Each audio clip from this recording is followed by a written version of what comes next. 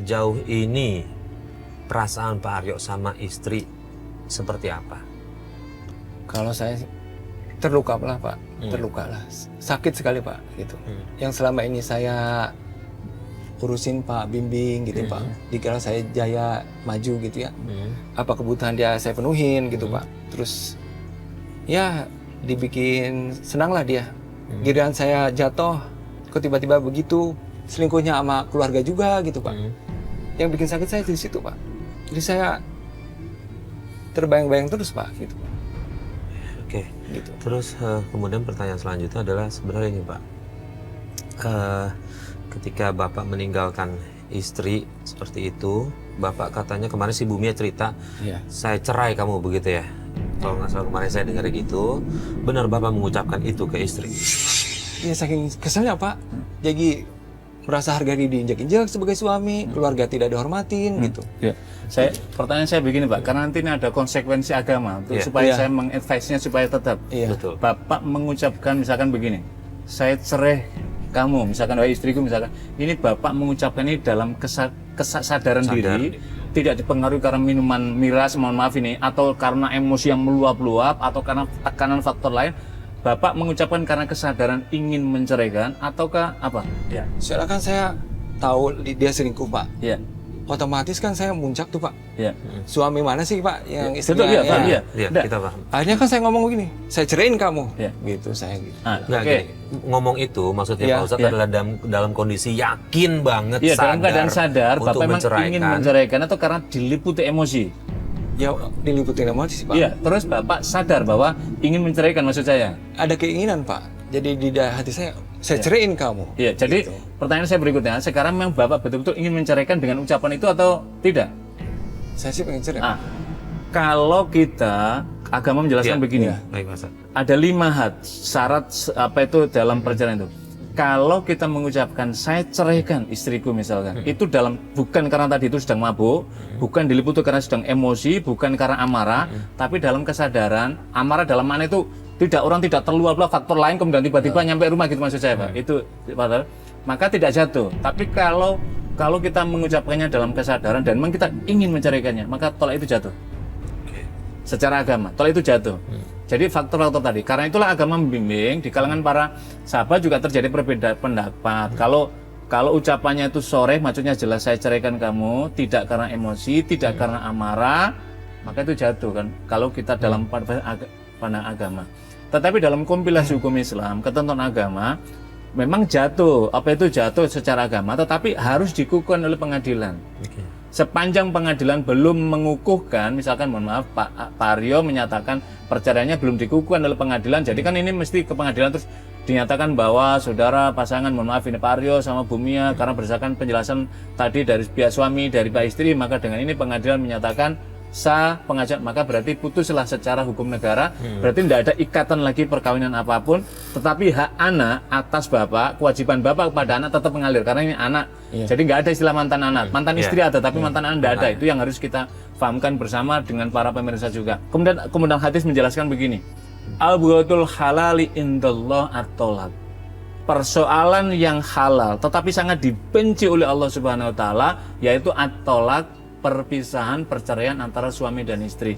Karena itulah sebisa mungkin kalau masih bisa dipertahankan, apalagi ada anak, maka ini bisa dipertahankan.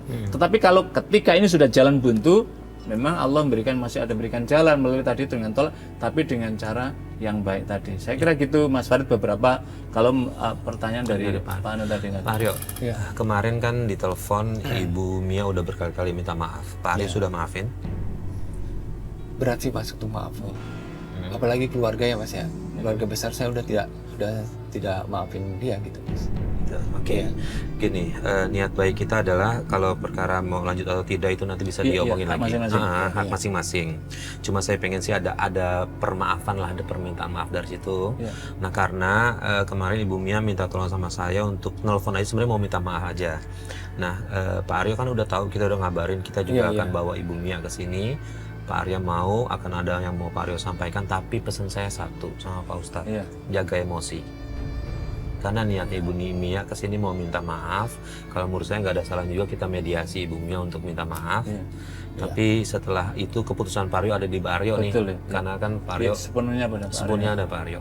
Gimana kalau saya undang Ibu Mia masuk, Pak Aryo siap? Berkenan apa tidak? Berkenan atau tidak? Nggak berkenan ya berarti gitu. Ya. Kalau tidak berkenan nggak apa-apa, kita batalkan masuk.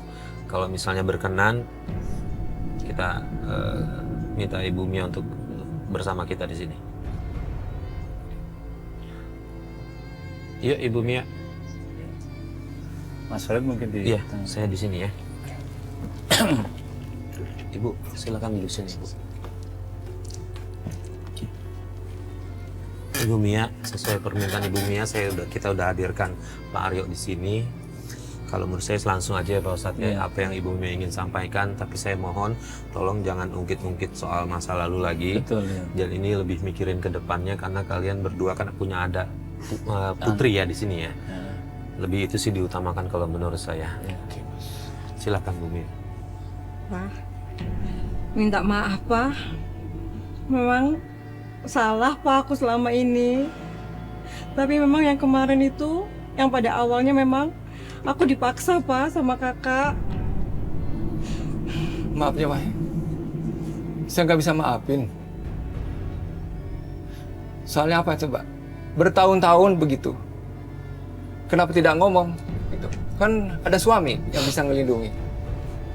Seharusnya kan ada apa-apa dari istri ngomong ke suami gitu.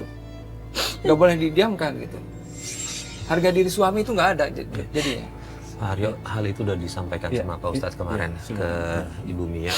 Di sini sih sebenarnya porsinya kita ngasih jalan cuma saya saya paham Pak Aryo harus mau keluarin ini. Jadi dari aspek agama, kami kemarin sudah menjelaskan seperti tadi saya menjelaskan pada Pak Aryo juga.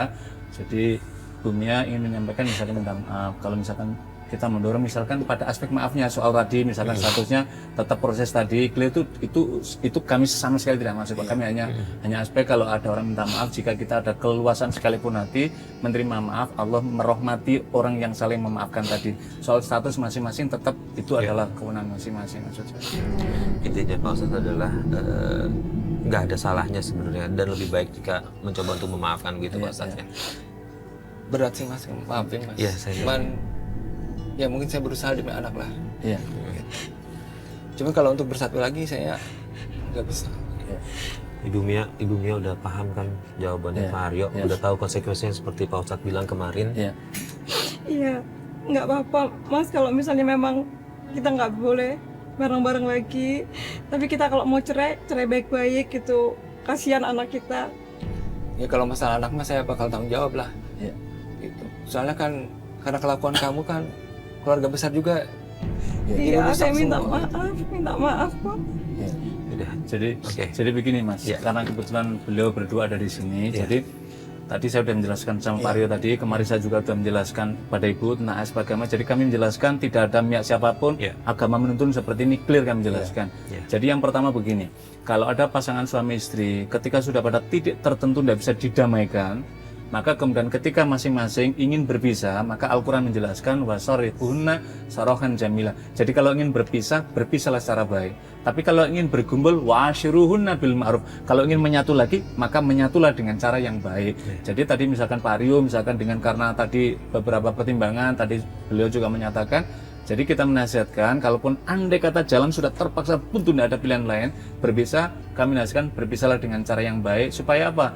Allah tetap tidak memurkai dengan cara berpisah kita, meskipun perpisahan kita ini, perpisahan suami istri itu sangat dibenci oleh agama, tapi ketika kondisi terdesak seperti yang saya jelaskan argumentasi, maka berpisahlah secara baik. Yang kedua, ada tanggung jawab yang dijelaskan di dalam Al-Quran. Ketika keluarga ini punya anak, maka anak tadi tetap di dalam perwalian, tetap perwalian dalam Pak Aryo. Ibu juga sama, tidak boleh menghalangi misalkan Pak Aryo ingin bertemu dengan anak, begitu juga sebaliknya. Jadi jangan sampai ketegangan orang tua ini anak ikut terbawa di dalam alam pikirannya, karena ini adalah dalam rangka memberikan pelindungan dan untuk masa depan mereka. Inilah saya kira agama memberikan tuntunan dan bimbingan kepada kita. Tentu kita mendoakan mudah-mudahan Allah tetap memberikan hidayah. Suatu saat kita kan tidak tahu, mudah-mudahan Allah masih bertemukan. Baik, terima kasih Pak Ustadz. Sama-sama Pak Sarif. Terima kasih juga Pak Aryo, walaupun berat untuk memaafkan, tapi sudah mau hadir di sini. Ibu Mia juga saya berharap Ibu bisa terima konsekuensinya seperti apa, karena lumayan fatal nih apa yang Ibu lakukan. Tapi di sini saya senang sekali, alhamdulillah tidak ada amarah yang ada di sini, Pak Ustadz. Dan memang itulah agama menuntunkan. Itu yang kita harapkan. Kalau untuk keputusan masing-masing silahkan dipikirkan lagi. Ada banyak cara, bisa sholat istikharah, bisa lebih memperdalam agama lagi untuk meyakinkan keimanan kita.